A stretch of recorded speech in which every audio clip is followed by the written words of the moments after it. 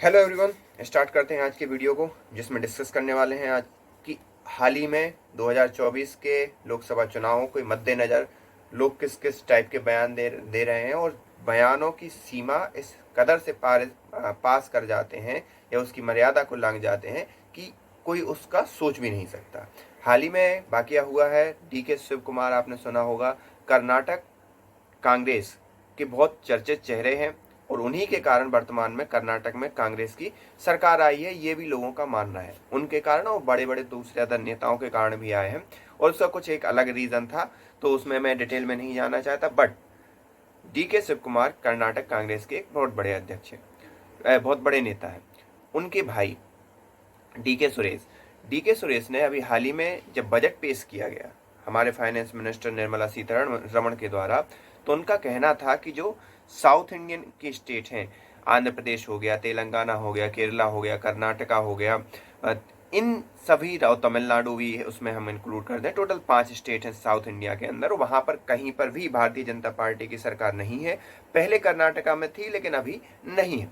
तो उनका कहना क्या था कि भाई उनके लिए जो बजट का एलोकेशन है वो ज़्यादा नहीं होता है, मतलब जो पैसा है गवर्नमेंट के द्वारा, सेंट्रल गवर्नमेंट के द्वारा उन राज्यों को ज़्यादा नहीं दिया जाता। बजाय इसके उनसे टैक्स लिया जाता है और टैक्स लेकर कहाँ पर दे दिया जाता है, नॉर्थ इंडियन स्टेट में दे दिया जाता है। और उसके बाद उनका जो बयान था वो बहुत ही आलोचनात्मक बयान था और बहुत ही बुरा बयान था। इस एक गंभीर और संवेदनशील और मैं ये कहूँगा कि जो एक सही नेता होगा, जो देश के बारे में सोचता होगा, वो ऐसा बयान नहीं देता। उनका नेक्स्ट बयान था कि अगर ऐसा रहा तो हमें साउथ इंडियन स्टेट को या साउथ इंडिया के लिए अलग देश की मांग करनी पड़ेगी। अलग देश समझ रहे हो? अलग देश करना मतलब भारत को दो हिस्सों में तोड़ना।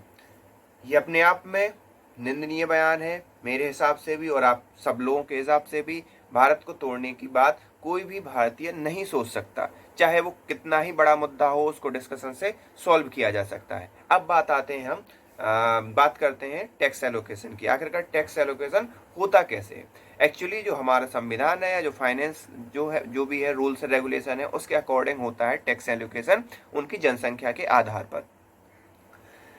और कलेक्शन तो नॉर्मल होगा, जीएसटी का जो रूल है वो सब जगह अप्लाई होंगे। नॉर्थ इंडिया से भी कलेक्ट होगा, साउथ इंडिया से भी और नॉर्थ ईस्ट से भी, हर जगह से कलेक्शन होगा।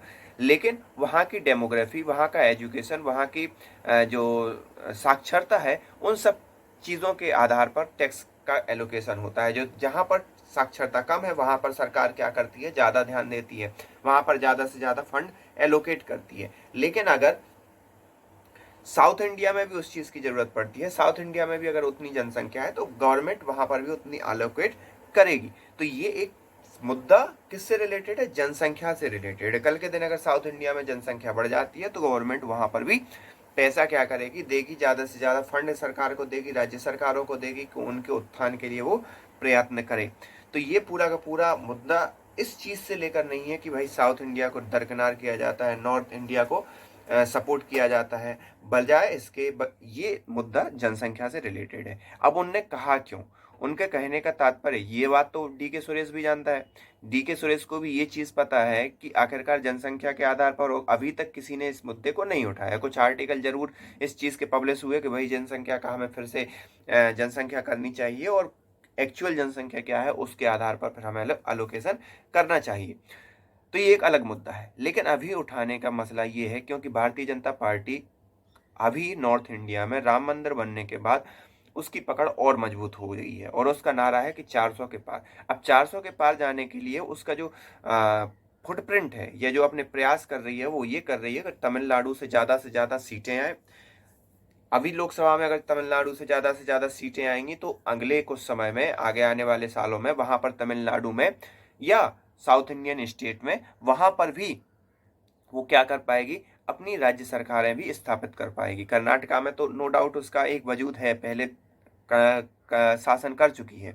लेकिन अगर बात करें केरल की, तमिलनाडु की, आंध्रा की, तेलंगाना की, तो ये अभी बीजेपी से अछूते राज्य हैं। कांग्रेस से अछूते नहीं है क्योंकि कांग्रेस तो पूरे देश में पहले कांग्रेस ही थी, पर बाद में क्षेत्रीय पार्टियां उभर कर आई और कांग्रेस को थोड़ा सा क्या किया, दरकिनार किया। और जैसे बीजेपी आई तो बीजेपी ने तो पूर्णतः दरकिनार कर दिया। तो उनका मुद्दा ये था कि कहीं ना कहीं साउथ इंडिया वाले बीजेपी को वोट ना दे दें, कहीं ना कहीं इस बहाने उनको भड़का दिया जाए कि वो बीजेपी के सपोर्ट में ना जाए। तो ये तो हो गया पहला मुद्दा। दूसरा मुद्दा, जो भारतीय जनता पार्टी ने हिंदुओं को एकजुट और मुस्लिमों को सेग्रीगेट कर दिया है। पहले क्या होता था कि मुस्लिमों की जो वोट थी वो पूरी की पूरी पार्टियां एकजुट करके ले लेती थी, कोई भी पार्टियां, और हिंदुओं की वोट को क्या कर देते, डिस्ट्रीब्यूट कर देते थे। लेकिन 2014 से क्या हुआ, मोदी ने हिंदुओं की वोट को एकजुट कर दिया और मुस्लिमों की वोट को डिस्ट्रीब्यूट कर दिया। तो डायरेक्ट बेनिफिट किसको मिल रहा है, बीजेपी को मिल रहा है।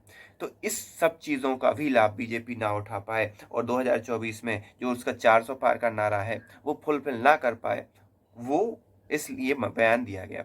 लेकिन इस बयान की को दिया जाना चाहिए बड़ी संवेदनशीलता के साथ, क्योंकि देश को तोड़ने की बात कोई भी नहीं कर सकता। बाद में अगर बात करें तो उनकी खुद की पार्टी जो कांग्रेस पार्टी से जुड़े हुए हैं, उनके जो राष्ट्रीय अध्यक्ष हैं खड़गे जी, उनने भी इस चीज़ से खुद को अलग किया। इवन उनके भाई ने भी खुद को अलग किया और लीपापोती दी कि भाई वो ऐसा नहीं कह रहा था, वैसा नहीं कह रहा था। लेकिन एक बार बयान तो आ गया, और ऐसे बात नहीं है कांग्रेस पार्टी को इसका पहले भी नुकसान भुगतना पड़ा है। मणिशंकर अय्यर हो, लास्ट चुनाव में कुछ ना कुछ उनके मुंह से ऐसा निकल जाता है कि कांग्रेस पार्टी की बैंड बज जाती है।